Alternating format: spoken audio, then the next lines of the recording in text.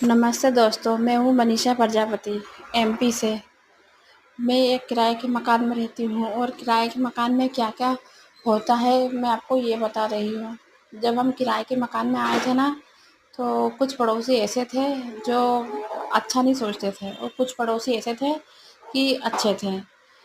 वो जो बुरे पड़ोसी थे वो इसलिए बेकार थे क्योंकि हम उनके मुताबिक नहीं चलते थे। कभी-कभी ऐसा होता है ना कि कोई पड़ोसी ऐसा रहता है कि हम उनके मुताबिक चले, जैसा वो कहे उनके हाँ में हाँ मिलाएँ, पर हम वैसे नहीं थे। हम सिर्फ़ हमें जो अच्छा लगता था हम वो करते थे, बस। बस ऐसी ज़िंदगी जी रहे थे। तो उनके यहाँ पर क्या 3-4 कुत्ते पाले हुए थे।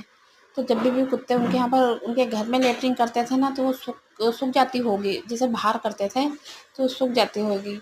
तो फिर बाद में ना सूखने के बाद में वो फेंकते थे ना, तो हमारे इधर करके फेंक देते थे। अब हम भी क्या बोले, हम तो किराए के मकान में रहते थे किराएदार से, हमने कुछ नहीं बोला, हम खुद ही साफ कर देते थे। ऐसा उन्होंने कितनी ही बार किया। फिर उनको लगा कि अरे यार ये तो कुछ बोलते ही नहीं है, तो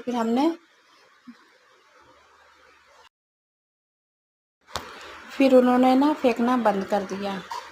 वहाँ पर भी हम रहे, अच्छे से रहे। मकान मालिक ने 3 साल तक हमें रहने दिया, फिर एकदम से बोल दिया मकान खाली करो। कारण कारण बताया ही नहीं कि क्यों खाली करना है। और हमारे खाली करने के बाद में ही उन्होंने 1 महीने बाद ही दूसरे किराएदार रख लिए। हमने तो उनसे ये तक कहा था कि आपको कभी किराया बढ़ाना है तो आप किराया बढ़ा दो, पर नहीं, उनको तो मकान खाली करवाना था।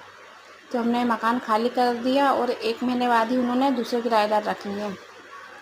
ऐसे होते हैं मकान मालिक कि उनका मन पड़ता है जब बोल देते हैं कि मकान खाली करो, और इच्छा होती है तब दूसरा किराएदार रख लेते हैं। बस किराएदार की ज़िंदगी इतनी ही है, एक मकान से दूसरे मकान, दूसरे मकान से तीसरा मकान, बस।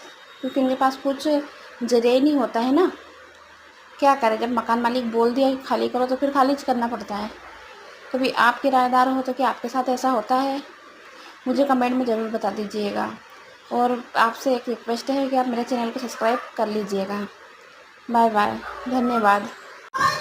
आप कमेंट में ज़रूर बता दीजिएगा कि आपके पड़ोसी कैसे थे। मैं आपके कमेंट का रास्ता देखूँगी।